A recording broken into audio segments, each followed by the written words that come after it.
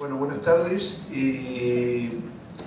Es otra reunión más del Club de Traductores Literarios de Buenos Aires.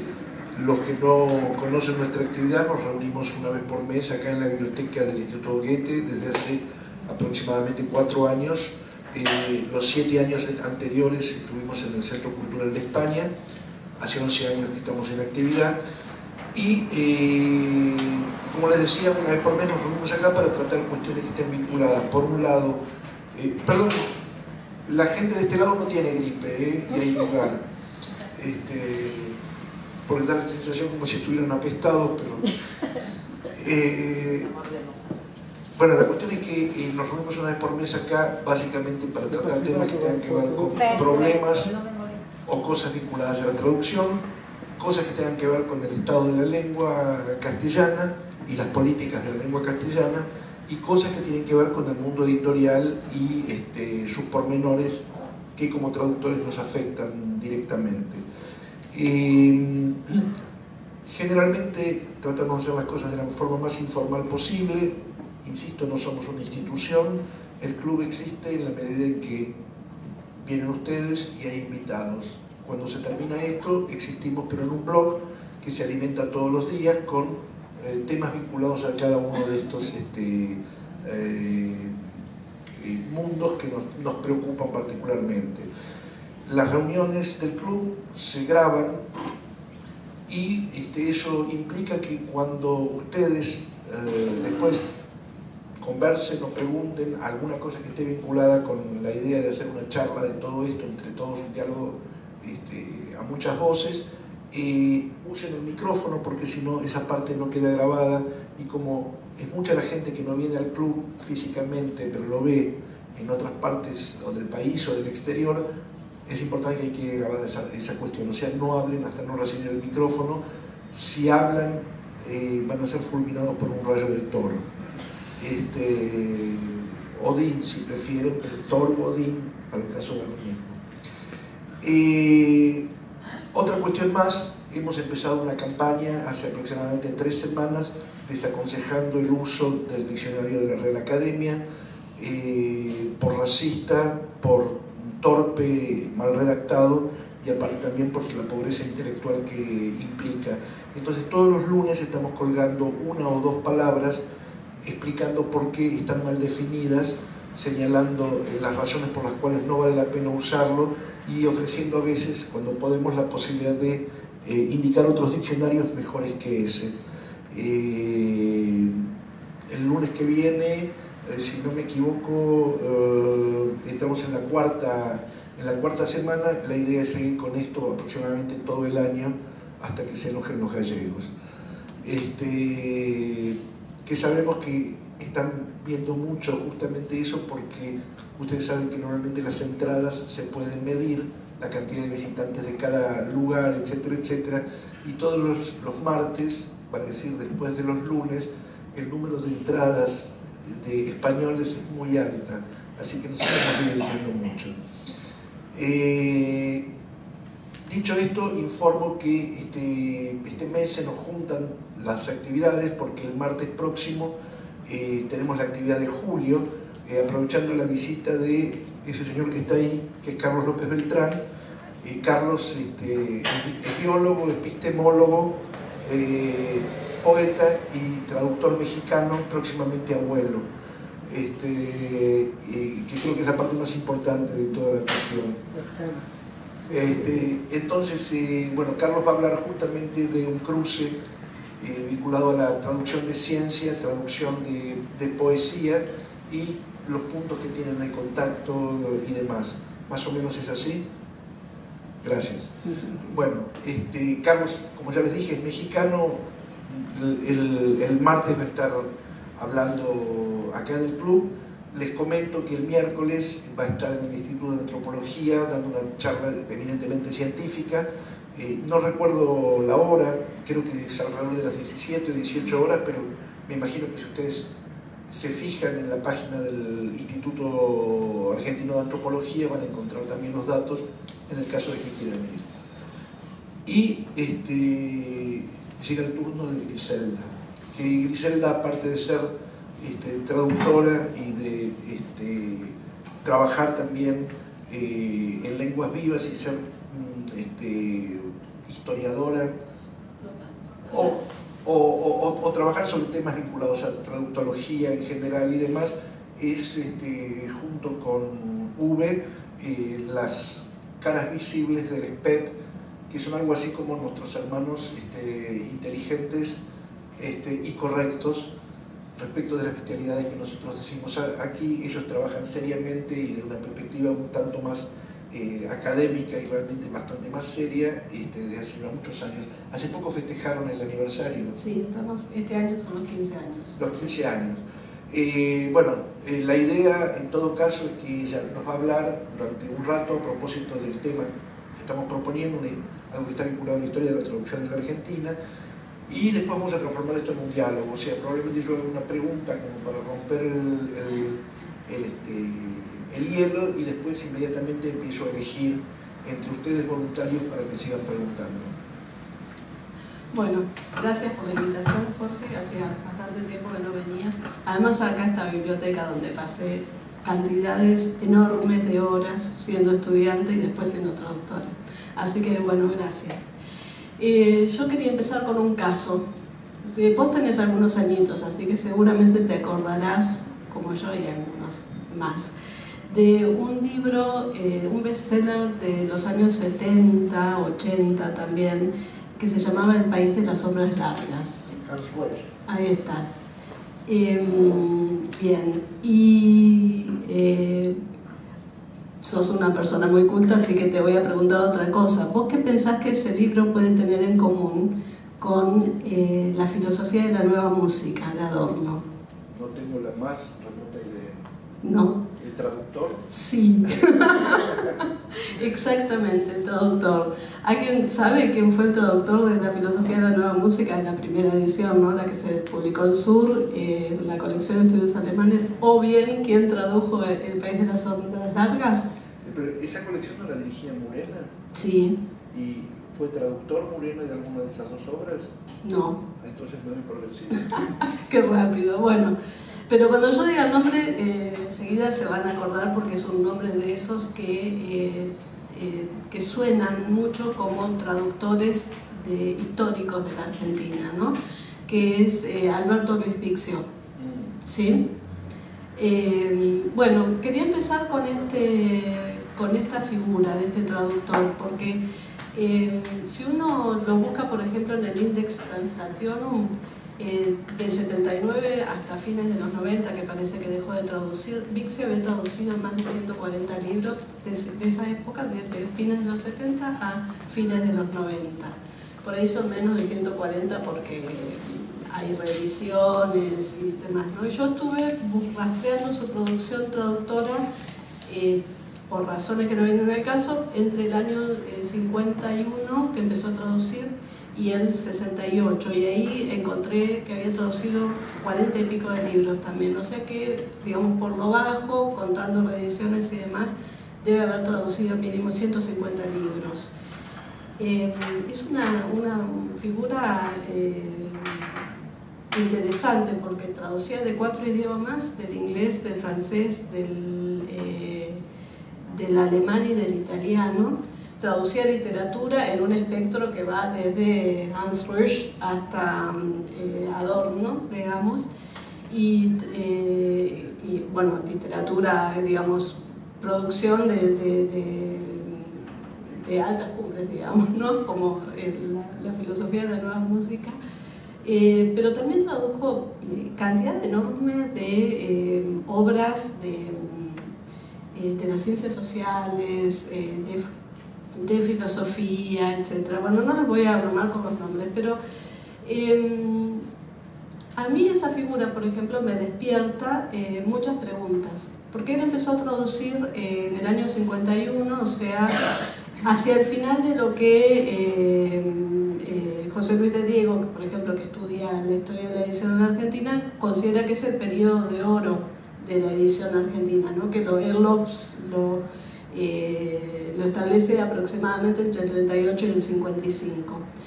Y uno se da cuenta por el tipo de editoriales, la variedad de las editoriales para las que trabajaba, la variedad de temas y esta posibilidad de traducir literatura o no ficción, que era evidentemente un traductor profesional, ¿no?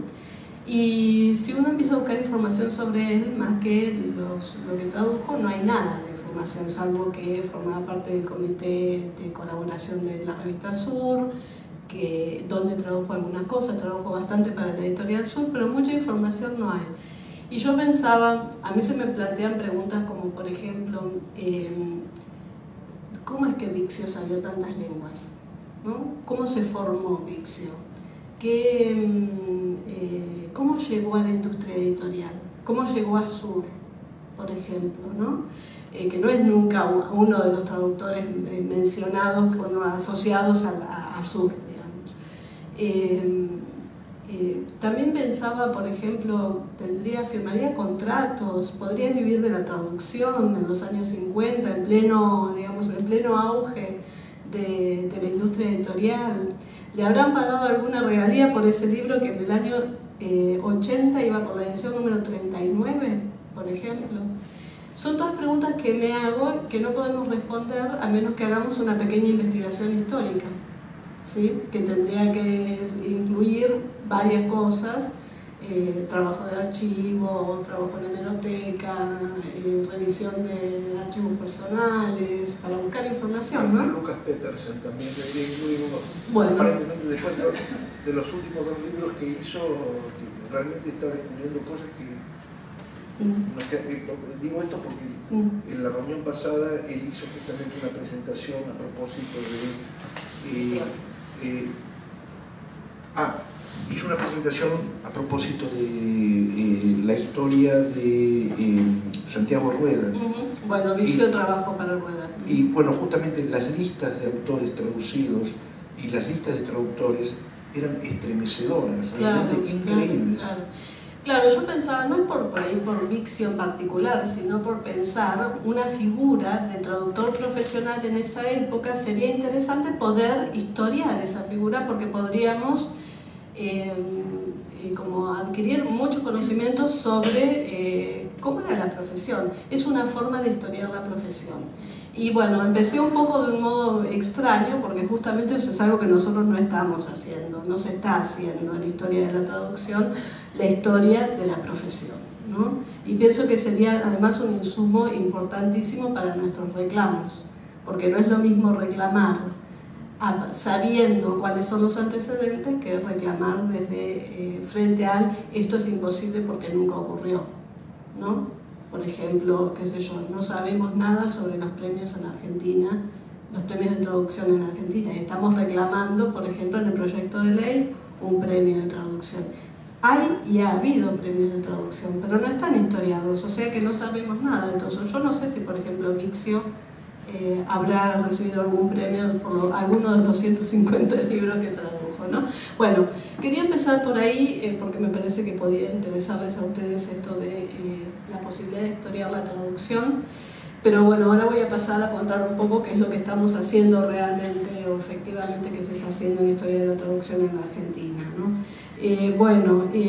Para mí, hace aproximadamente 2 décadas que se está trabajando con la historia de la traducción y yo pienso que ahí, sobre todo en la primera década, hay 2 nombres que son insoslayables, que son Patricia Wilson y Andrea Pañi, porque no digo que no haya otra gente que haya hecho en la misma época historia de la traducción, sino que ellas son realmente muy importantes por el modo en el que han empezado a trabajar a comienzos de los años 2000, por ahí un poco antes, construyendo objetos de traducción, buscando metodologías apropiadas para trabajar esos objetos, poniendo en contacto esos objetos con la historia de la literatura, la historia de la cultura, la historia social argentina, etc., ¿no? Y sobre todo porque además trabajaron primero con un sentido estricto de traducción, es decir, se alejaron de todos los usos metafóricos, sobre lo cual sí había ya mucha producción en la Argentina, sobre todo en el campo de la crítica literaria, ¿no? Y después trabajaron, creo, apostando mucho a dos perspectivas, una no prescriptiva, o sea, se abstuvieron siempre de juzgar si las traducciones son buenas o malas, que están estudiando, y también apostaron mucho a la explicación y tratando de dejar de lado la especulación, digamos, ¿no? Bueno, de Patricia Wilson conocen todos seguramente La Constelación del Sur, que se reeditó en 2017, tal vez menos Página Impar, que se acaba de editar en marzo de este año, salió, que es un libro que recoge trabajos más pequeños de Patricia, investigaciones más pequeñas que fue haciendo después de la tesis de doctorado, y en la parte histórica recoge bastantes trabajos que hizo entre 2004 y 2015 más o menos, ¿no? De Andrea Pañi lamentablemente no están recolectados los trabajos. Ella ha hecho una cantidad muy grande de trabajos relativamente pequeños que están dispersos en revistas académicas y en libros, pero bueno, a mí me parece, ya lo he propuesto, me parece que que habría que hacer una compilación de esos trabajos, porque eso potenciaría mucho la figura de Andrea por fuera de los estudios de traducción, donde es realmente muy conocida, pero para la gente que está fuera de los estudios de traducción no sé si es tan conocida como Patricia, por ejemplo, ¿no?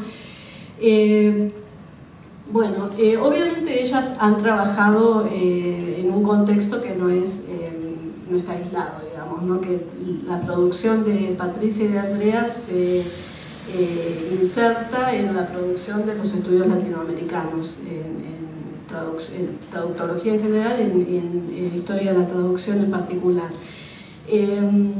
Y como los estudios de traducción latinoamericanos acá son poco conocidos, me parece, porque son libros que circulan poco. Quería mostrar algunos libros, si los conocen me dicen y entonces los pasamos, pero no estoy muy segura de que los conozcan. Los voy a mostrar en orden cronológico. Son todos de la primera mitad de la década del 2010, o sea, entre 2010 y 2015. El revés del tapiz es una tesis de doctorado de Gertrudis Payás, que es otra gran historiadora de la traducción, que es muy importante porque por el tipo de trabajo que ella hace tuvo que desarrollar una metodología propia y tuvo que pensar mucho sobre qué significa hacer historia de la traducción, y eso ha sido muy valioso para todos los demás que hacemos historia de la traducción. En este libro, por ejemplo, ella lo que hace es reconstruir a partir de testimonios indirectos todo lo que ha sido la práctica de traducción en la Nueva España, o sea, en el virreinato de la Nueva España, o sea, México y sus alrededores, entre comienzos del siglo XVI y comienzos del siglo XIX, XIX, digo bien. Es un trabajo prácticamente arqueológico, porque casi no hay testimonios más que testimonios indirectos, o sea, ella trabaja, por ejemplo, con repertorios bibliográficos, etcétera, ¿no? Otro libro de 2011, editado por Andrea Pañi, Gertrudis Payás y Patricia Wilson, Traductores y traducciones en la historia cultural de América Latina. Se editó en México también. En este libro, en la parte histórica, también se recogen trabajos de Pañi, de Wilson, y también algunos trabajos sobre Chile, Colombia y Venezuela. Este libro, Traducción, Identidad y Nacionalismo en Latinoamérica, que es un libro de 2013, coordinado por Nayeli Castro, que es una investigadora mexicana que trabaja en la Universidad de Boston. También tiene una parte dedicada a la historia de la traducción, donde hay trabajos de Colombia, de Venezuela, y también es interesante porque muestra un poco el trabajo que están haciendo del grupo ISTAL, que es un grupo de estudios de historia de la traducción latinoamericana de la Universidad de Montreal. Bueno, quería mostrar estos 3 libros y mostrar después algunas cosas más recientes, 2 que están editadas y otras que todavía no están editadas. Entre las cosas recientemente editadas, por ejemplo, este libro de Nayeli Castro, que es la coordinadora del libro anterior, se editó en 2018, es su tesis de doctorado, Hacerse de palabras, traducción y filosofía en México, 1940-1970.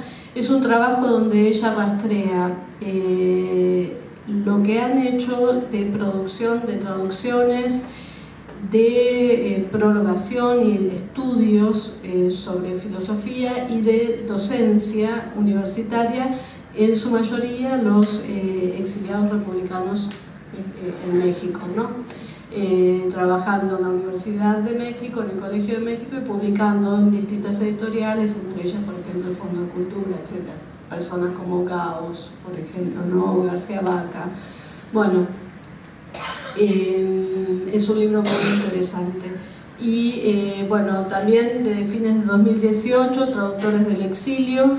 Tengo que leer los títulos porque algunos son muy largos. Argentinos en editoriales españolas, traducciones, escrituras por encargo y conflicto lingüístico, de Alejandrina Falcón, que es un libro donde ella rastrea, digamos, todas las tareas de traducción, pero también de reescritura y de otras formas de escritura de exiliados argentinos en Barcelona durante la última dictadura, y rastrea muy bien ahí cómo la gente, digamos, ha tenido que trabajar, ha tomado la traducción como una forma de supervivencia, ¿no? O sea, que se aleja un poco de las formas glamorosas de la traducción. Ahí hay, digamos, escritores, traductores, pero también traductores rasos y gente que ha tenido que ponerse a traducir para sobrevivir. Bueno, quería mencionar también, para terminar estos trabajos, algunos que están terminados pero no están publicados. Por ejemplo, te acordás que hace bastante tiempo presentó su tesis de doctorado Claudia Fernández Speyer acá en el club. Bueno, esa tesis está terminada sobre las traducciones de las traducciones argentinas de la Divina Comedia. Después está terminada la tesis de Laura Fólica sobre la introducción de la patafísica en Argentina, que va a ser editada también. Tengo aquí el nombre y todo. Reescrituras de la espiral, la recepción de Uruguay entre Argentina y España.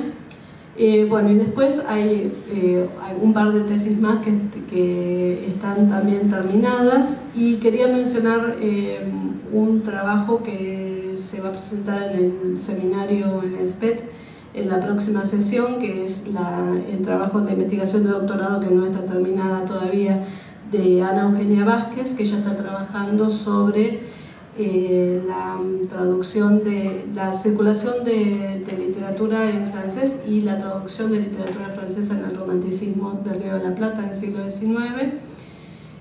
Bueno, y mi propia investigación, que es sobre las redes intelectuales entre Argentina y Alemania, o América Latina y Alemania entre los años 50 y 70, de 1950 a 1975 más o menos, uno de cuyos resultados es la colección Estudios Alemanes, ¿no? Bueno, obviamente en este panorama yo dejé de lado a Brasil porque la verdad es que no puedo decir casi nada. Es lamentable, pero los vínculos, por lo menos desde acá, desde Buenos Aires, con la producción brasileña son muy escasos, aunque sé que trabajan mucho. Y bueno, privilegié para mostrar investigaciones que son como de largo aliento, ¿no? Casi todas son tesis de doctorado, pero también hay una serie de trabajos más pequeños hechos en otros marcos que no son de doctorado, que son interesantes de señalar. Entre ellos quería señalar, por ejemplo, los trabajos de Alejandrina Falcón sobre las traducciones en el Centro Editor de América Latina, los trabajos de Magdalena Cámpora sobre la traducción de las colecciones de clásicos franceses, la traducción de clásicos franceses en los años 30 y 40 acá en Buenos Aires, en Argentina. Bueno, se me escapan ahora otros, seguramente habrá, pero bueno. Ahí quería mostrar así como algunos dossiers que han, en los últimos años han publicado algunas de esas investigaciones. Por ejemplo, en el número, no sé si conocen la revista El Taco en la Brea, que publica la editorial, la Universidad Nacional del Litoral. Ahí en el número 5, que es de 2017, hay un dossier sobre traducción editorial, y en ese dossier hay varios trabajos publicados, el de Magdalena, uno de Alejandrina sobre el centro editor, de nuestros amigos los especialistas en ruso, también de Eugenio López Arriazu, hay un trabajo ahí sobre las traducciones de los rusos en el Centro Editor de América Latina, etc. La revista Mutatis Mutandis, que es una revista de la Universidad de Antioquia en Colombia, especializada en traductología, dedicó 3 números a la traducción en América Latina, 2 en América Latina y 1 en el Caribe. Algunas cosas que se publicaron ahí también son de corte histórico, y algunas de esas cosas, digamos, hicieron una especie de selección en este libro, los estudios de traducción en América Latina, y ahí también hay un par de trabajos recogidos sobre historia, uno de ellos de Alejandrina sobre el centro editor. Bueno, y nosotros en Lenguas, en la revista nuestra, en el año 2017, también hicimos un número especial sobre la traducción en Argentina, y ahí publicamos unos cuantos, creo que 4 trabajos históricos, uno de Uwe, por ejemplo, uno de Claudia Fernández Speyer, de Eugenio López Arriazu y Homer Lobos. Ellos están trabajando bastante tratando de reconstruir la traducción de los rusos en Argentina. Es muy interesante el trabajo que están haciendo. Y también publicamos que formaría parte, digamos, del corpus histórico, una entrevista que le hizo Laura Fólica a Porrúa antes de que muriera, ¿no? Bueno, como para hacer una síntesis, digamos, de lo que se puede ver en estos trabajos de historia de la traducción, obviamente hay mucho de estudiar grandes traducciones o grandes traductores. Eso es algo que es medio inevitable, ¿no? Pero lo bueno de muchos de estos trabajos que nombré es que esas grandes traducciones y grandes traductores están muy contextualizados y muy trabajados en relación con, por ejemplo, la historia literaria, la historia cultural o la historia social de la Argentina. Es una de las cosas que también hay que destacar en los trabajos de Wilson y Pani, que nos ayudaron a entender cómo hay que hacer historia de la traducción, ¿no? Contextualizando mucho para que las cosas no queden así como en el aire, ¿no? Hay trabajos sobre la traducción en el espacio universitario, por ejemplo el trabajo de Nayeli Castro, la relación entre la traducción en la academia y la traducción editorial, en este caso sobre filosofía. Igual ese es un espacio, digamos, donde hay muchísimo para hacer, porque prácticamente no hay nada hecho sobre cómo han ingresado los grandes cuerpos teóricos a nuestra cultura, por ejemplo, ¿no? Cómo ingresó el psicoanálisis, cómo ingresó por la vía de las traducciones, estoy diciendo, obviamente no por otras vías, pero sí qué función cumplieron las traducciones en el ingreso del psicoanálisis, en el ingreso de las teorías del derecho, por ejemplo, ¿no? Que no hay nada hecho sobre eso, de las teorías económicas. Son todas cosas que hay que estudiar.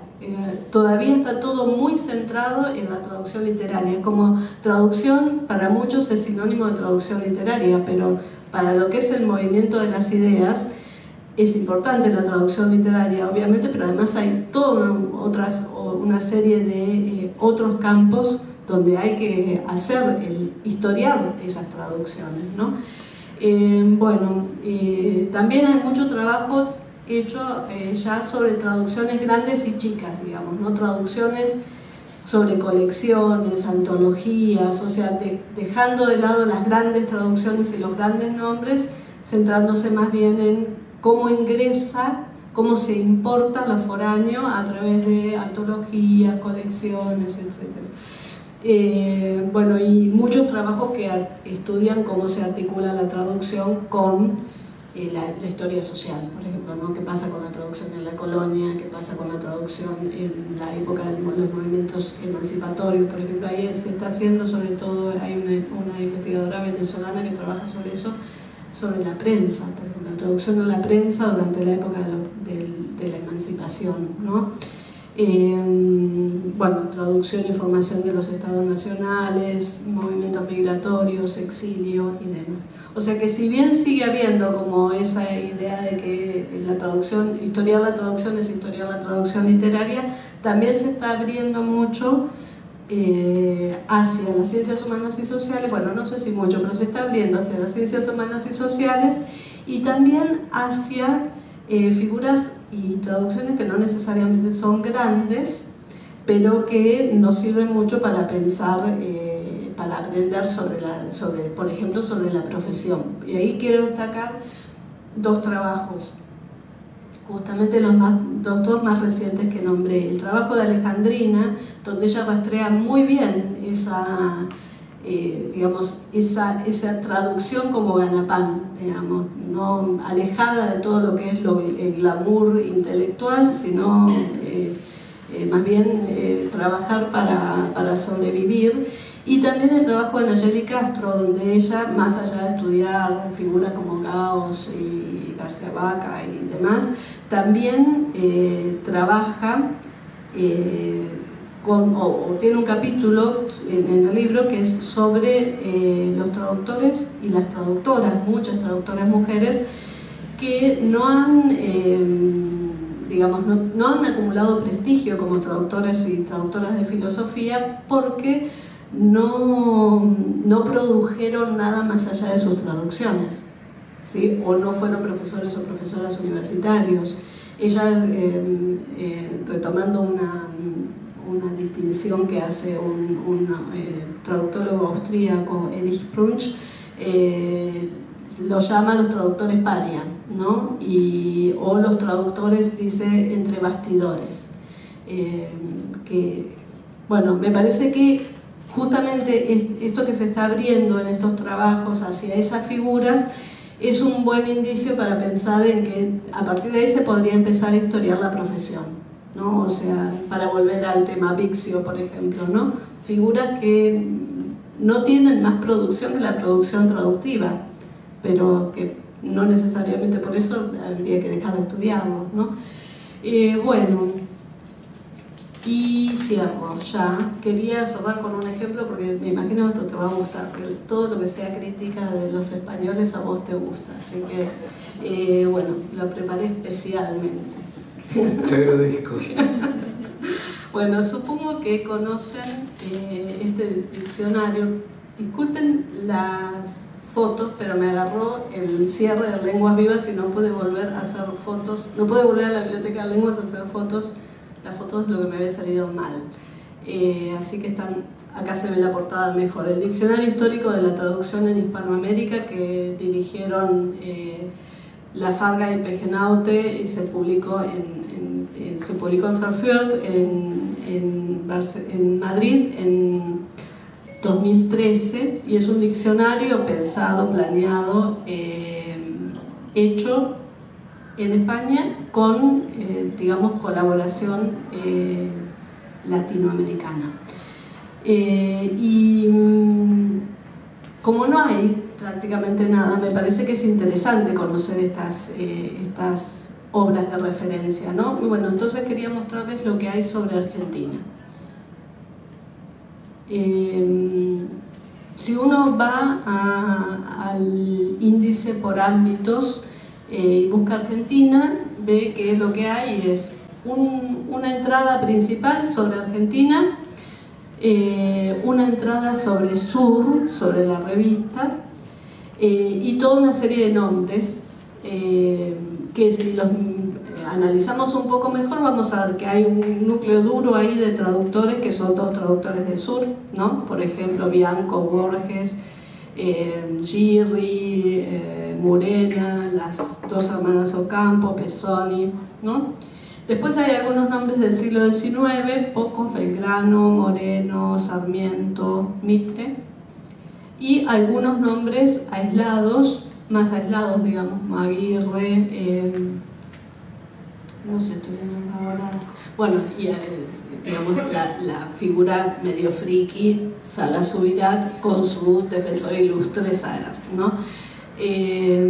Bueno, y si uno analiza en realidad esto, sin necesidad de entrar a leer, que se puede entrar a leer también el artículo sobre Argentina, que más o menos es el que arma esta selección, digamos, es evidente que es una selección hecha en clave crítica literaria argentina. O sea, está hecha desde el pensamiento de la traducción es igual a traducción literaria, y ahí el centro es Sur, y después hay, bueno, recuperan algunos nombres del siglo XIX y algunos nombres del siglo XX, y ya está, ¿no? Por ejemplo, de todos estos nombres hay uno solo que es de un traductor no literario, que es Murena. Los demás son todos traductores literarios con predominio además de los hombres. Hay solo 3 mujeres mencionadas aquí, ¿no? Bueno, como yo trabajo sobre Murena y sobre Murena traductor, y además Murena es el único que no es traductor literario acá, aunque es escritor, entonces me fui a ver la entrada sobre Murena. ¿Y qué encuentra uno ahí en la entrada sobre Murena? Son 3 columnas y media más o menos. Un tercio de las columnas está dedicado, el primero, está dedicado a la enumeración de la obra original de Murena. Murena como escritor, o sea, sus principales libros de ensayo, las principales novelas, los principales libros de poesía de Murena. Después pasa a las traducciones. Bueno, primero por supuesto lo presenta como el traductor de Benjamin al español y el introductor de la Escuela de Frankfurt en Argentina, que ya es como casi una construcción, un locus, digamos, ¿no? Y bueno, de todas las traducciones de Murena solamente menciona los ensayos escogidos de Benjamin y la dialéctica del iluminismo de Adorno y Horkheimer, en ese orden, que en realidad es inverso. Y se dedica a hacer el análisis de la tarea del traductor en relación con la producción propia de Murena sobre la traducción, o sea, con las especulaciones propias de Murena sobre la traducción, y liga su figura a la figura de Benjamin. Obviamente es un posible recorrido de la trayectoria de Murena. Es un recorrido muy corto. Bueno, pero es una entrada de un diccionario, ¿no? Es una obra de referencia. Es un diccionario que tiene, admitámoslo, un nivel de, ¿cómo decir? Un nivel de estupidez bastante grande. Y al mismo tiempo una cortedad de miras realmente asombrosa, porque digamos, si yo tengo que pensar en traductores argentinos y pongo a Borges, a Bianco o a Cortázar o las hermanas Ocampo como ejemplo de traductores, digamos, está bien, pero digamos... Bueno, es un diccionario. ¿A quién le informa? Claro, yo preferiría no entrar en todo lo que falta, ¿no? Como tópicos y como nombres, ¿no? Sería imposible. Prefiero analizar lo que hay, porque si no, además siempre es una cuestión medio personal de qué hacer entrar y qué no hacer entrar, ¿no? Vos sos la académica, yo puedo decir que es una porquería. Okay. Bueno, decía, y con esto ya casi termino, obviamente es un recorrido posible, pero no sé si es un recorrido posible de Murena traductor, ¿no? Es un recorrido posible de Murena autor, Murena escritor, y además filtrado, digamos, por el interés de la crítica literaria argentina. ¿Qué le interesa a la crítica literaria argentina de Murena? Su traducción, como traductor, su traducción de Benjamin. Menciona también la traducción porque hay que justificar que es introductor de la Escuela de Frankfurt, ¿no? Entonces menciona también la traducción de la dialéctica del iluminismo. Pero bueno, nada más.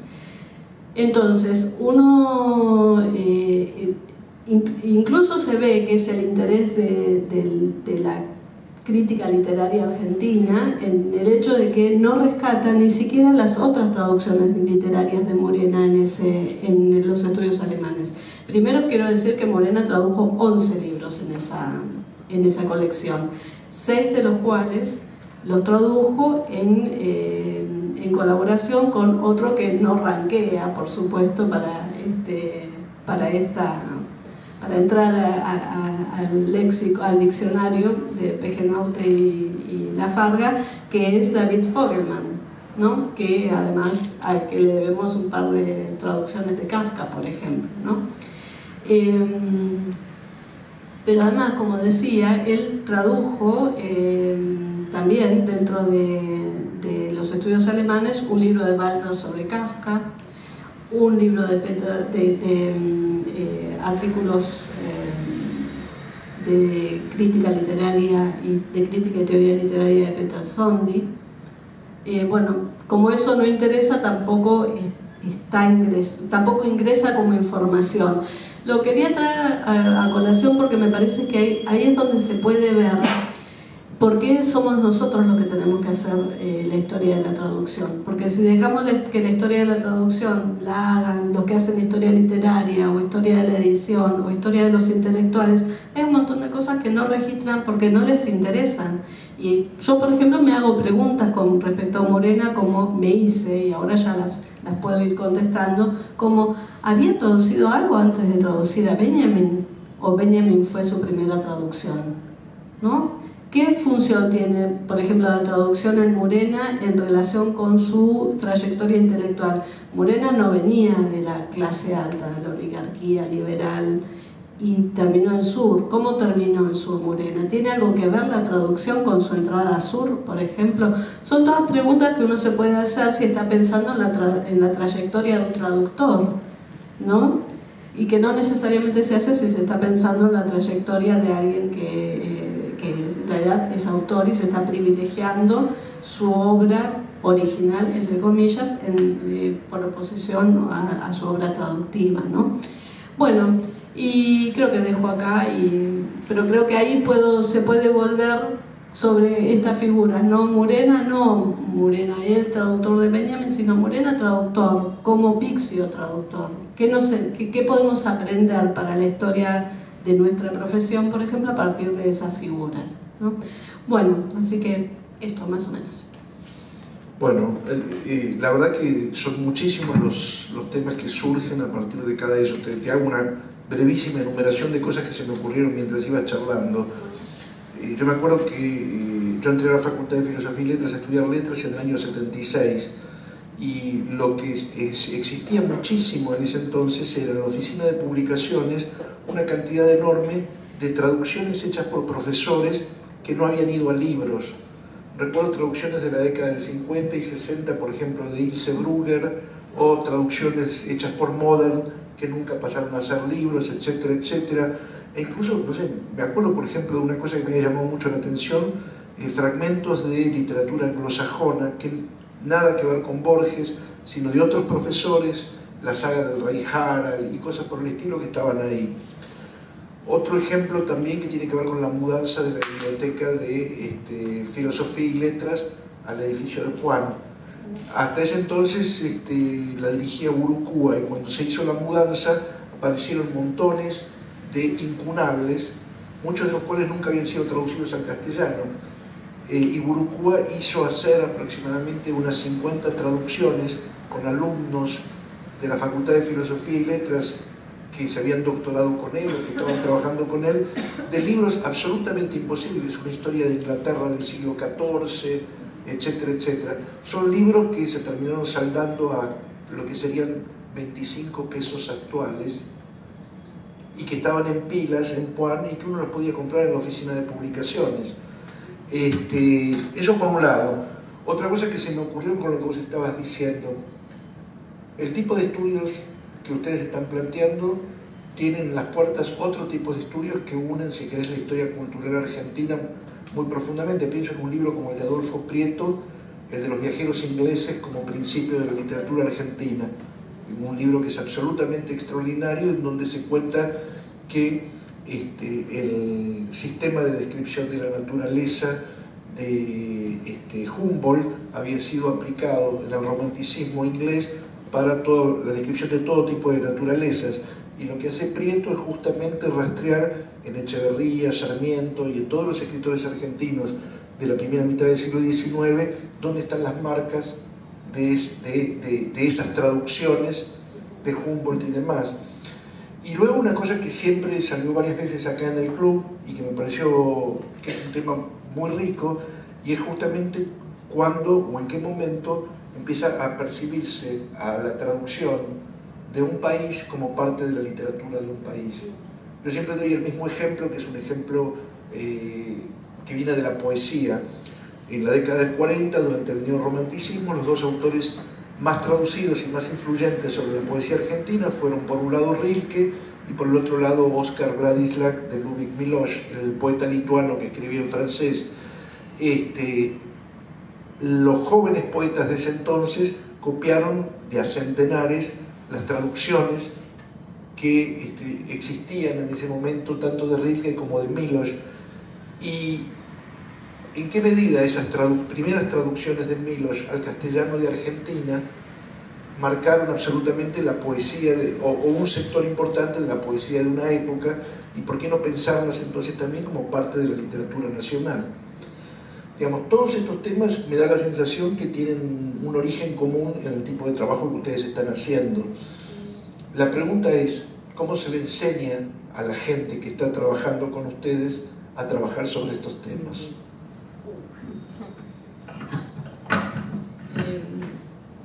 Sí, qué pregunta. Acá en realidad la que sabe de didáctica es ella. Bueno, no.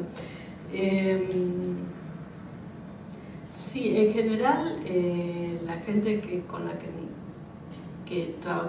trabajamos nosotros está siempre también estudiando otra cosa, ¿no? Eso es bastante común, ya de nosotros, mi generación y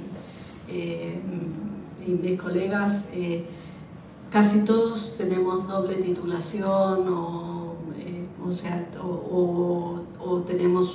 tienen algunos una maestría hecha en otra cosa, etcétera. Siempre hay como una combinación de estudios, ¿no? Porque en realidad si no es muy difícil reponer toda la parte cultural para trabajar, digamos, ¿no? Pero de todos modos también nosotros nos apoyamos mucho en los trabajos hechos en otras disciplinas.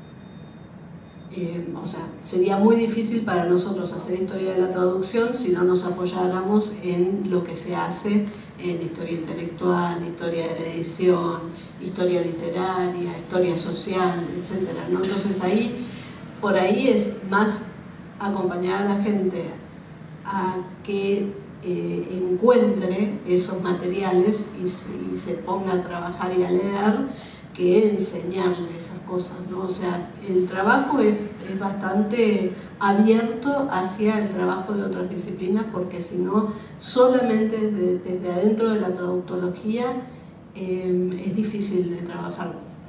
Creo que justamente la riqueza de los trabajos de Andrea Pagni o de Patricia Wilson está en que ellas trabajaron lo que te decía en la exposición de la contextualización, el haber trabajado tanto con la serie literaria, la serie histórica, la serie política, etcétera, ¿no? Que Bueno, y eso obviamente en parte lo conseguís, no sé si lo conseguís siendo solo traductor, ¿no? O sea, habiéndote formado solo como traductor, pero también lo haces en parte porque te formaste también en alguna otra disciplina y en parte también porque hay mucha producción de otros ámbitos en las que uno se apoya para trabajar, ¿no?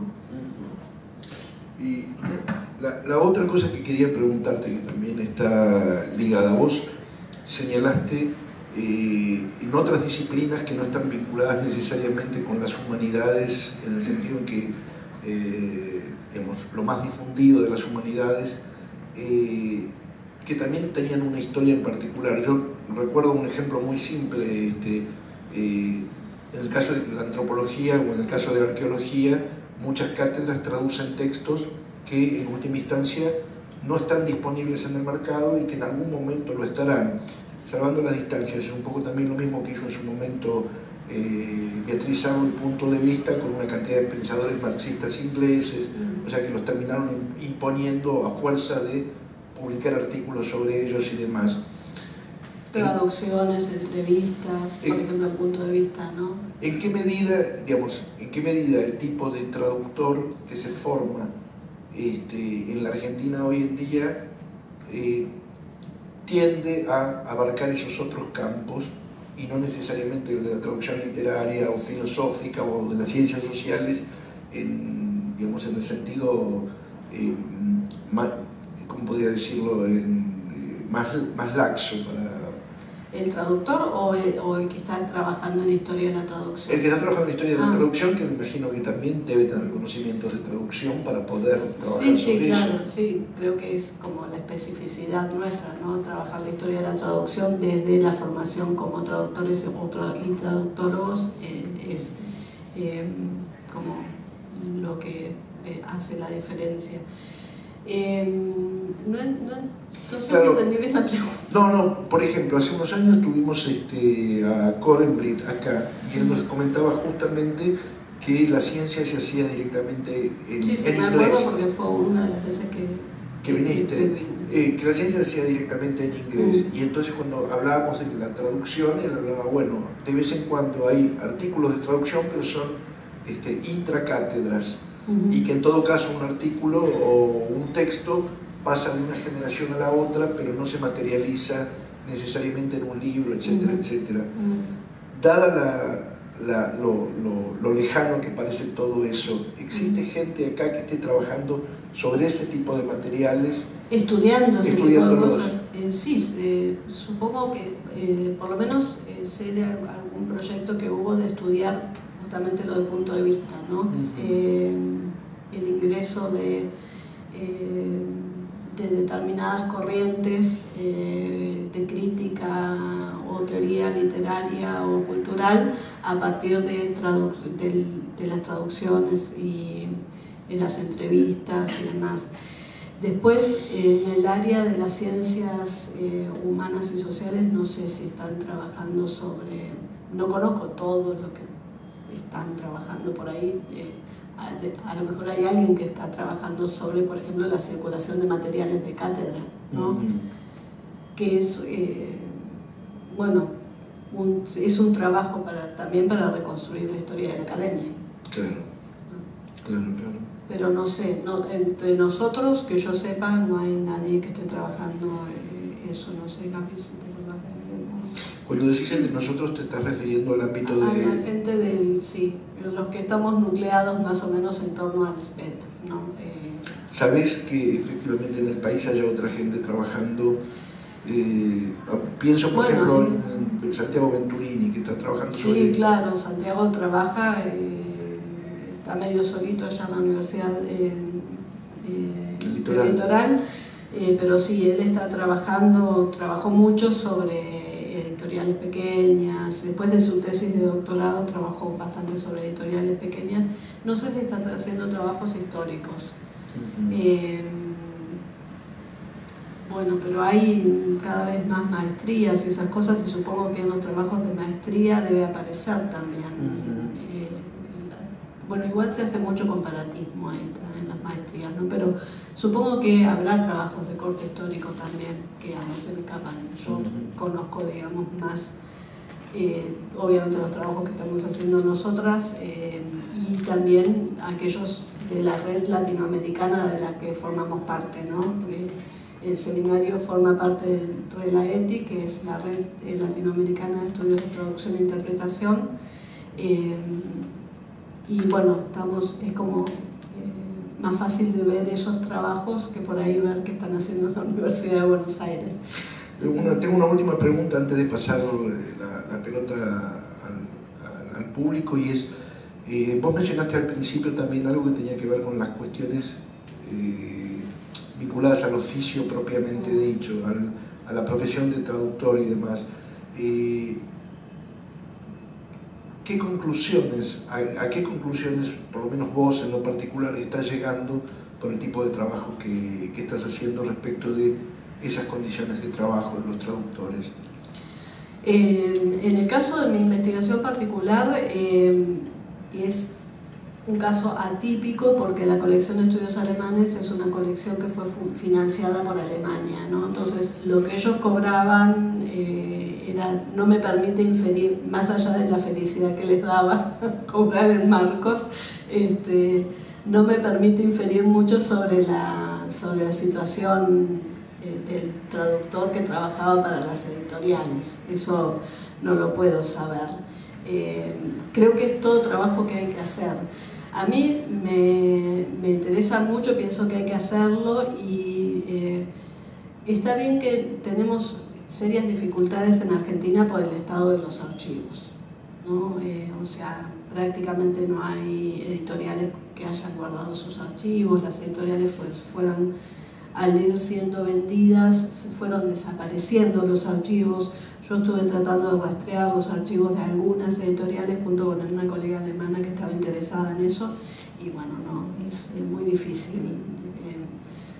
De todos modos, se puede hacer mucho trabajo de archivo que no sea necesariamente de las editoriales. Si estuvieran los archivos de las editoriales sería maravilloso para reconstruir las condiciones materiales de la profesión.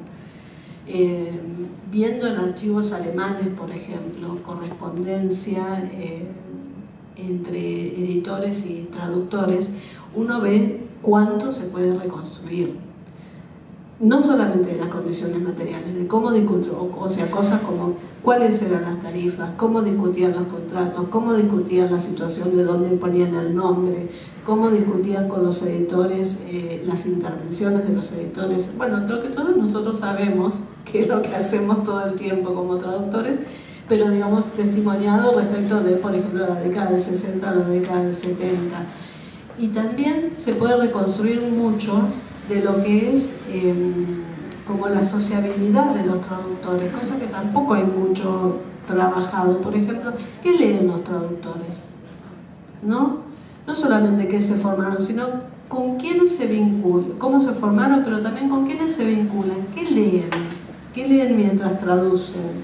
Y eso, por ejemplo, en los archivos alemanes se puede ver muy bien por los libros que piden en las editoriales en las que trabajan, ¿no? Para las que trabajan, y también por las discusiones o las charlas o los intercambios con los editores sobre otros libros, etcétera, ¿no? Pienso que no sé, hay que armar investigaciones para hacer esos trabajos porque creo que son muy interesantes y son muy importantes para recuperar la historia de la profesión, ¿no? No te puedo decir ahora nada porque, digamos, no conozco trabajos hechos sobre las condiciones reales de traducción de los traductores en la Argentina, digamos, en perspectiva histórica, pero pienso que es un trabajo que hay que hacer. Bueno, llega el momento donde ustedes pueden, deben, y les exigimos que pregunten o que comenten alguna cosa en relación con todo lo que escucharon. Esperar a recibir el micrófono acá.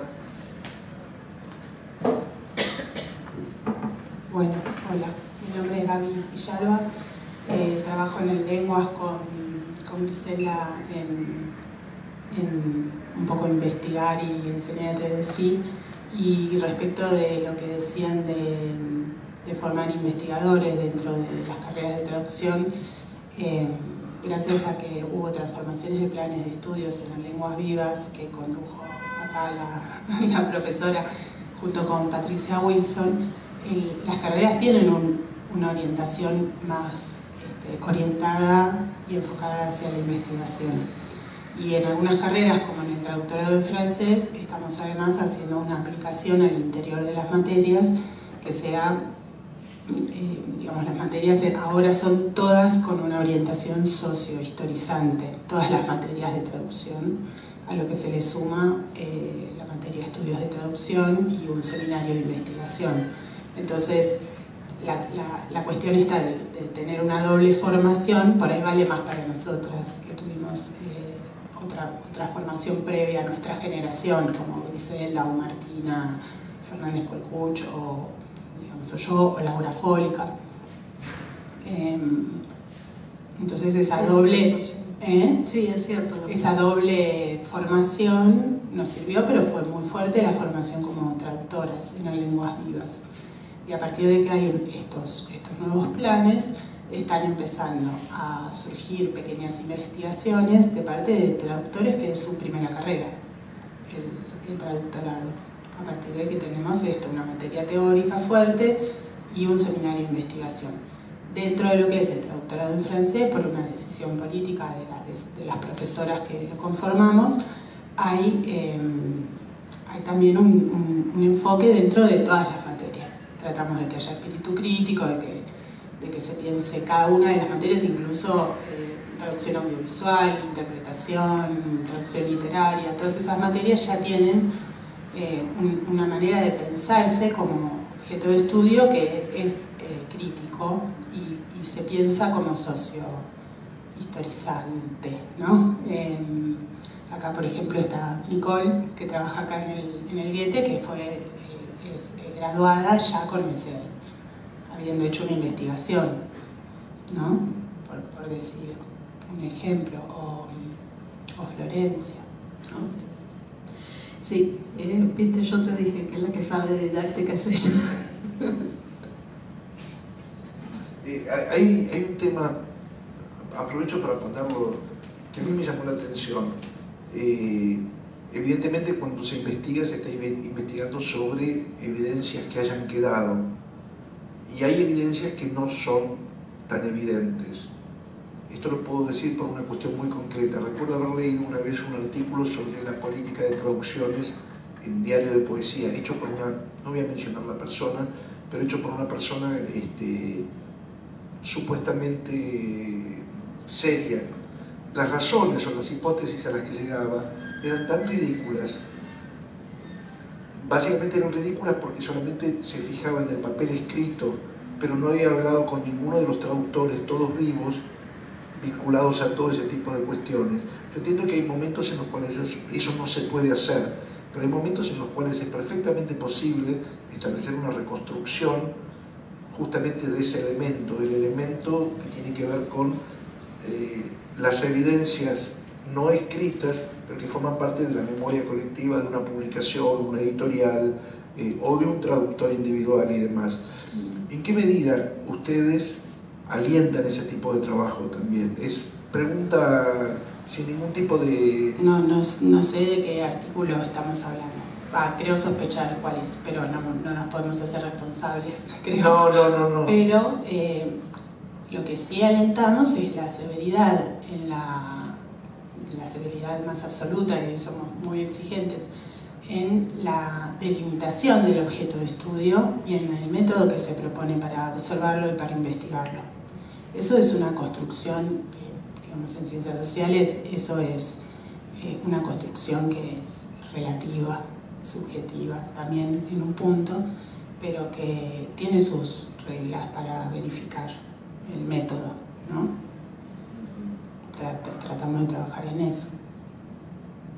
Y algo muy interesante es que estos chicos que se van recibiendo tienen intereses que también, desbordan lo que nosotros podemos imaginar como objetos de estudio. Entonces, ellos tienen intereses que tienen que ver con género y traducción, con políticas del lenguaje, con... ¿qué más? Han salido temas muy interesantes que yo no me podría haber imaginado, ¿no? O articulaciones entre la pedagogía de Freire con la didáctica de la traducción, por ejemplo. Entonces, esas cosas son creativas y hay que acompañarlas para ver cómo pueden articular y pensar sus métodos y delimitar sus objetos, o militancia y traducción, ¿no? Sí, igualmente ese ya es un panorama más amplio que incluye, pero es más amplio que a lo que yo me refería, que es la historia de la traducción, ¿no? Que por ahí es dentro de los estudios de traducción, de las investigaciones sobre traducción, es un campo más pequeño, ¿no?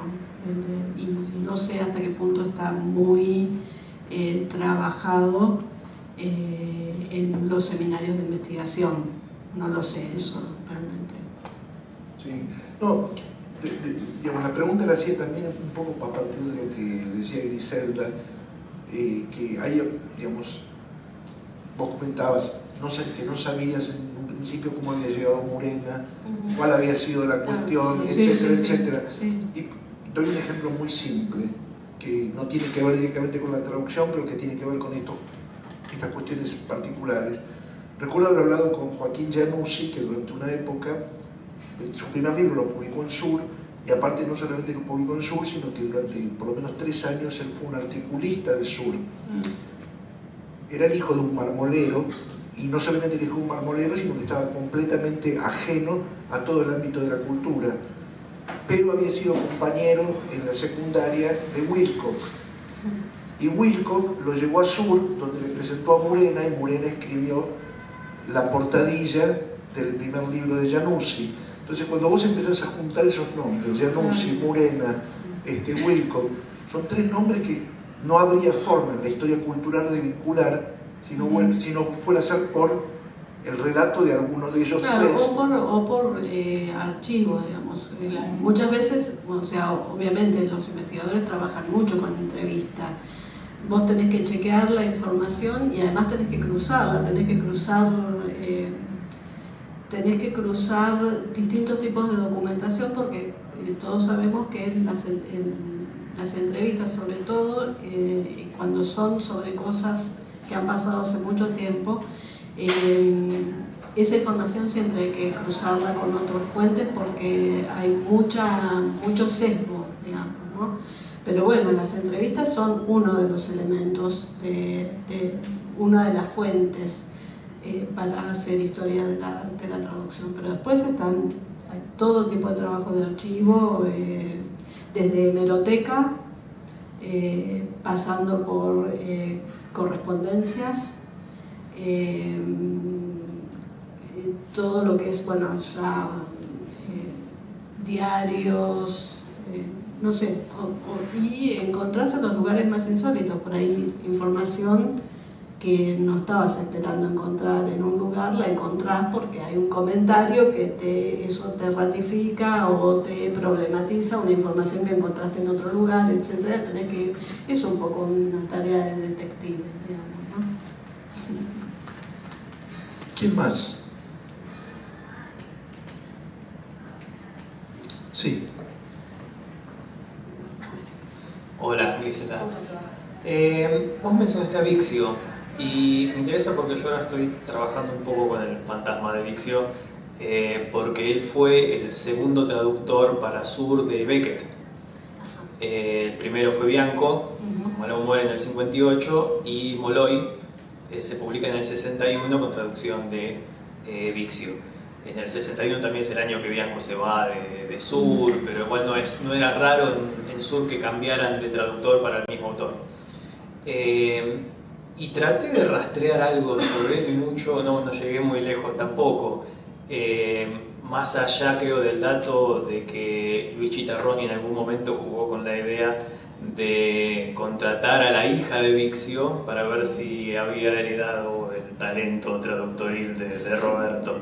Ah, pero ese es Roberto, claro, que no es Alberto. Ah, yo escuché a Roberto, así que... No. Y, bueno, tenés la que también de... es traductor. Sí, claro. No sé si son hermanos. ¿No? Ni siquiera, ¿querías saber si tenías algún dato No. sobre Vixio o los Vixios? No.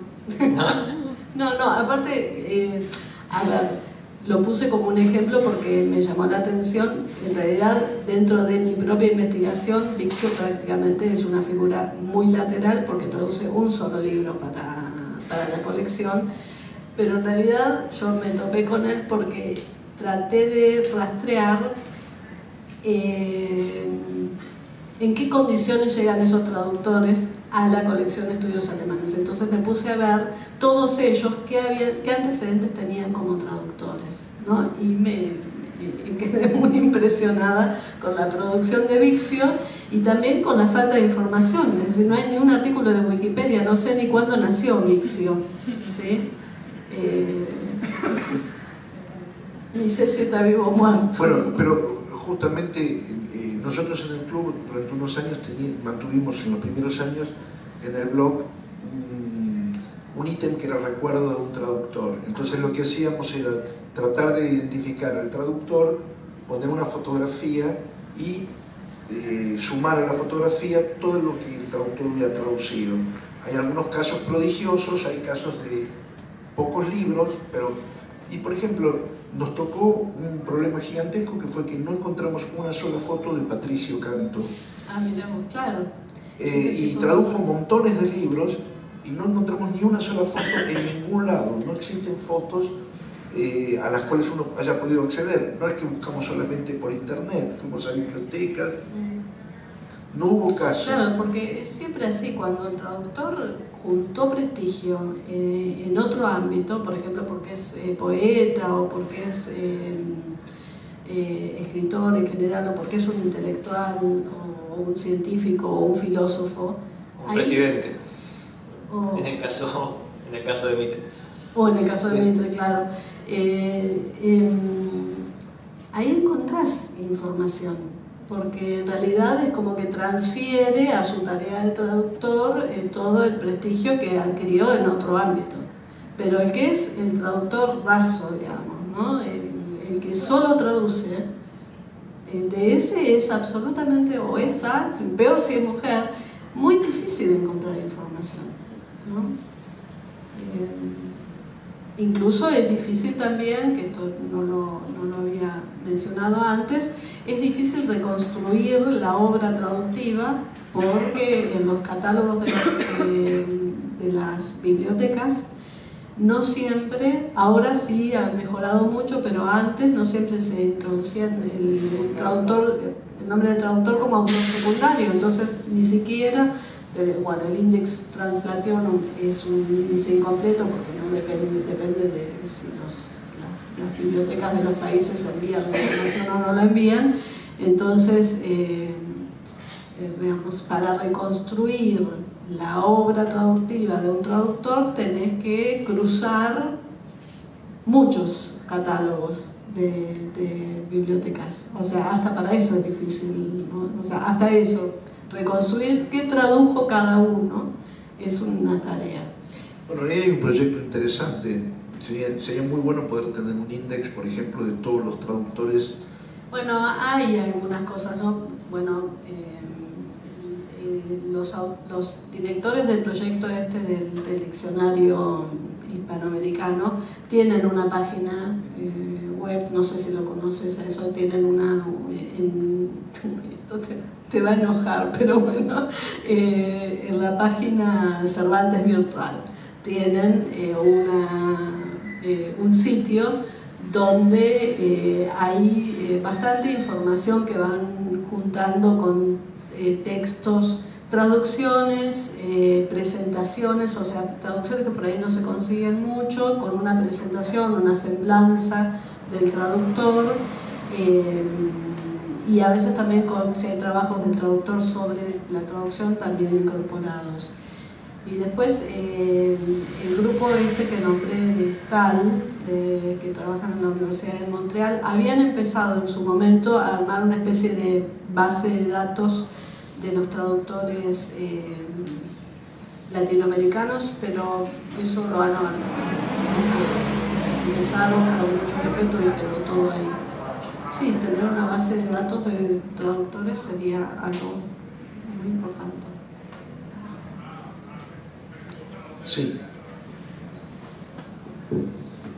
Hola, gracias por esa charla tan interesante. Mencionabas, y me interesó mucho esa mención, que digamos, ustedes trabajan en consonancia, en relación, en cercanía con otras disciplinas, historia cultural, historia de la edición, historia, mencionaste alguna. Y bueno, la pregunta que yo me hago, y no sé si es muy clara, pero intentaré formularla, es, tomando por ejemplo el ejemplo que mencionaba Jorge, de unas traducciones específicas de Milós y de Rilke, como momentos claves, digamos, contingencias que después marcaron desarrollos poéticos y me imagino que hasta culturales importantes. La pregunta es si ustedes se interesan o han explorado un poco la dinámica, digamos, de las traducciones como factor cultural. Es decir, ¿qué es lo que, o sea, por qué de pronto ciertos autores son traducidos? Digo, en México te puedo decir que es claro, las inmigraciones han sido determinantes, tú lo sabes mejor que yo quizá, para que de pronto llegue toda una oleada de personas con una serie de intereses, cosas que ya han traducido, que están traduciendo. Cuando llegaron los españoles, llegó la filosofía alemana. Cuando llegaron los argentinos, llegó mucho del psicoanálisis que no había llegado y algunas cosas de otras, de ciencias que no se cultivaban, se tradujeron por estas personas. Entonces ahí hay un motor cultural, ¿no?, en la traducción y al mismo tiempo me imagino que hay también la misma traducción es no solo origen de cosas, sino es afectada por revoluciones o por... Entonces, ese tipo de preguntas, digamos, de cómo la traducción activa o es movilizada por fuerzas externas. Sí, pienso que es una de las cosas que más interesa, ¿no?, de estudiar, de hacer historia de la traducción. De hecho, bueno, en la cuestión del exilio hay como diversos modos de encararlo. Yo algunas cosas mencioné, por ejemplo, la función de la traducción en determinados momentos, ¿no? La traducción en la época de la emancipación, la traducción en la época de la formación de lectores, de la formación del Estado Nacional y la constitución de un público lector, etc. La cuestión del exilio es fundamental, porque lo que está tan atravesada la traducción por el exilio, en todo sentido, bueno, en ese sentido el libro de Alejandrina es clarísimo, y el libro de Nayeli Castro sobre la traducción filosófica en México también, ¿no?, porque trabajan justo con como dos núcleos de exilio.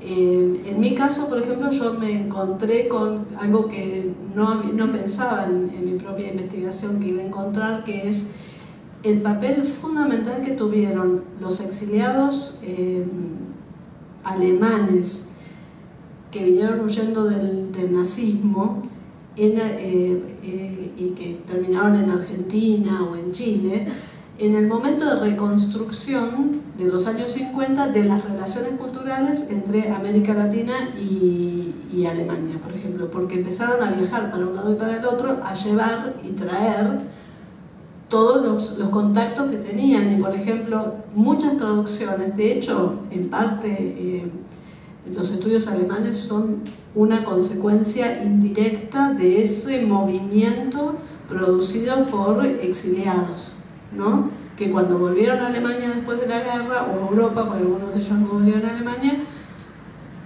empezaron a armar redes para contactar a digamos, a los que habían sido sus interlocutores acá en América Latina con la intelectualidad alemana, por ejemplo, ¿no? O sea, el exilio es muy variado el modo en que influye sobre la traducción. Y después está la otra, ¿no? La traducción desde el exilio, o sea, la traducción producida desde el exilio, etc. Sí, creo que una de las tareas de la historia de la traducción es justamente encontrar esos factores donde la traducción tiene una funcionalidad muy importante en la historia cultural de un país o de una región, etc. Hay algo que me parece que quizás lo que estás diciendo lo hace más evidente. En realidad son dos cosas. Cuando se trata, por ejemplo, de lenguas que no tienen una influencia muy grande en otro país, pienso en un caso particular. Por ejemplo, en este momento hay no menos de 4 muy buenos traductores del holandés, mejor dicho, del neerlandés al castellano. Gente que estuvo exiliada en Holanda, o gente que tuvo, como el caso de Jan de Jager, padres holandeses, vivió y se educó en la Argentina hasta que decidió volver a Holanda y hacer su carrera como traductor del holandés al castellano, etcétera, etcétera. Ahí podés visualizar hasta qué punto eso tiene una influencia mayor, justamente porque es un fenómeno acotado. Cuando se trata de, por ejemplo, una lengua como el francés, por ejemplo, en un país francófilo como la Argentina, claro, ya ahí es bastante mucho más complicado. Tenés que buscar otros factores que determinen o que te ayuden a identificar más qué es lo que está, cómo se relacionó la traducción con algunos otros fenómenos. Y la otra cosa en la que pienso es una cosa en la que generalmente no se tiene en cuenta desde el presente en relación al futuro. Voy a dar un caso muy específico. Buena parte de toda la literatura más lúdica de Cortázar se desarrolla en un momento en el cual en Francia, por ejemplo, está muy presente Oulipo, está muy presente Perec, de quien Cortázar por otro lado fue amigo, etcétera, etcétera. Y nosotros, sin saber de la existencia de Oulipo, leíamos ese costado festivo de Cortázar, esa especie de acercamiento a la literatura distinto al que estábamos acostumbrados, sin saber que lo que estaba haciendo Cortázar en cierto sentido era traducir algo que no existía entre nosotros y que de pronto empezara a existir. Entonces, en ese tipo de casos me parece que se visualiza mucho más lo que estaba diciendo Griselda. El problema acá es descular justamente en estos núcleos tan grandes de literatura o de textos en inglés, en alemán o en francés, que tienen una circulación mucho más masiva que la que pueden tener o fenómenos exclusivos de un momento o literaturas que no son ajenas.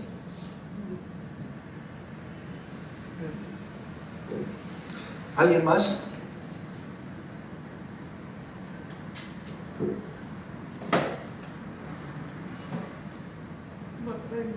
Acá. Sí, bueno, yo no soy traductora ni pero me acerqué justamente a esto porque hice traducciones para la Escuela de Bellas Artes de Historia del Arte, ¿no? De publicaciones alemanas, alguna inglesa. Y bueno, y pensaba, ahora que lo escuché a usted, con la cuestión de lo que había encontrado en la biblioteca de la universidad, que sí que hay una cantidad de trabajo intercátedra que circulaba, incluso en mi época circulaba en mimeógrafo, por ejemplo de Rodolfo Modern, y que las publicaciones de la facultad, las publicaciones que están en la universidad, en el Instituto de Antropología, cuando fui a buscar material precolombino, de pintura acá de Colombina del Sur. Encontré un montón de material que estaba o en alemán, en la misma publicación de la universidad, o en alemán y traducido al castellano. Bormida. ¿Cómo? Bormida. Bormida Sí. es un teórico alemán Sí. que desarrolló un papel muy importante dentro de la Facultad de Antropología y que también va a tener una importancia para los arqueólogos también, y fue un modelo de formación. Sí, sí. Y entonces pensaba también en esto de de autores que se eligieron para traducir, o de la historia del pensamiento, ¿no es cierto?, acá en Argentina, de los autores que se hayan elegido, sino tiene también una influencia todo lo que circuló en las cátedras, ¿no? De manera que nunca llegó a publicarse, que dio vuelta pero muchísimo tiempo y que sigue incluso dando vuelta y se sigue haciendo. Y que eso también, porque cada cátedra evidentemente eligió autores y tradujo a lo mejor fragmentos o más que fragmentos, ¿no? Y bueno, eso también tiene que haber dejado, sería un tema interesante para ver. Sí, algunas cosas se terminan publicando, ¿no? En órganos de la universidad que por ahí no trascienden porque no salen, digamos, no se publican en editoriales, entonces no salen al mercado, pero sí terminan publicados como ficha de cátedra o en recompilaciones. Ahora con la existencia o la potenciación, no sé hasta qué punto, de las editoriales universitarias, también eso ayuda, ¿no? Yo pensaba también, mientras usted hablaba, en el trabajo que se hace en Lenguas Vivas en las residencias de traducción. Nosotros trabajamos, somos tutores de los alumnos que tienen que hacer un trabajo de traducción y trabajan, es un trabajo real, no pago ad honorem, pero un trabajo real. Y entonces trabajamos mucho con cátedras de las universidades y ahí traducimos muchas cosas que nuestros residentes traducen, muchas cosas que a veces quedan limitadas al uso de las cátedras o de los proyectos de investigación y que no trascienden, pero claro, es parte de lo que de aquello con lo que se alimentan, digamos, las investigaciones y las clases en la universidad, ¿no? Hay mucho trabajo de traducción intrauniversitaria. Sí, estos que yo comento estaban publicados, ¿no? En la publicación anual de la universidad estaban publicados, incluso estaban publicados en alemán y en inglés, y en castellano, simultáneamente. Hay además otro factor que hay que considerar también, que es el factor de lo fortuito.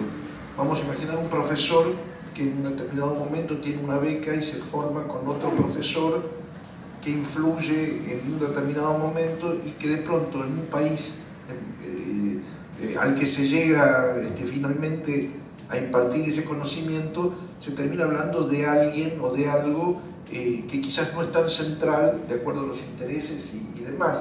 Patricia Wilson en La Constelación toma un tema que es bastante interesante, que es la traducción, la supuesta traducción que Borges hace de Faulkner. El Faulkner que traduce Borges, si es que realmente lo tradujo él, es un Faulkner secundario, no es uno de los Faulkner más importantes, y es uno de los primeros que circuló en América Latina.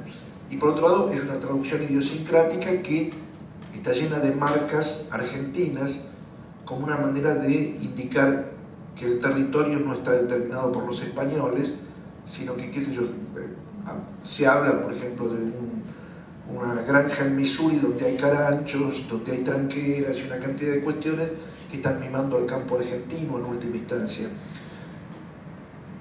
Que eso haya ocurrido y que haya tenido la trascendencia que tuvo está ligada a la importancia de Borges, pero dentro de una cátedra universitaria este tipo de cosas también tienen que ver con hechos totalmente fortuitos. Sí, o no sé si totalmente fortuitos, sino más bien con cierta dinámica del mundo académico, que es los viajes, las becas, ¿no? O sea, está ese texto famoso de Bourdieu sobre la circulación internacional de las ideas, donde él dice los textos viajan sin su contexto. Realmente ese es un programa investigación enorme para el área de la traducción.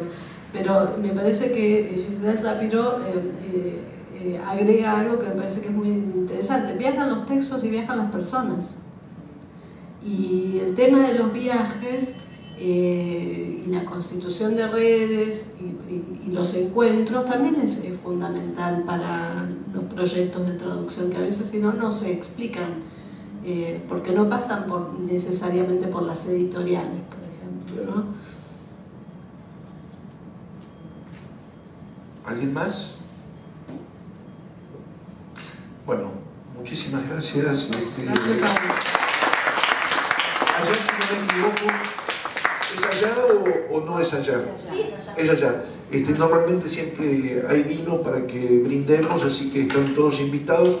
Y acuérdense, el martes vengan porque si no quedamos mal con...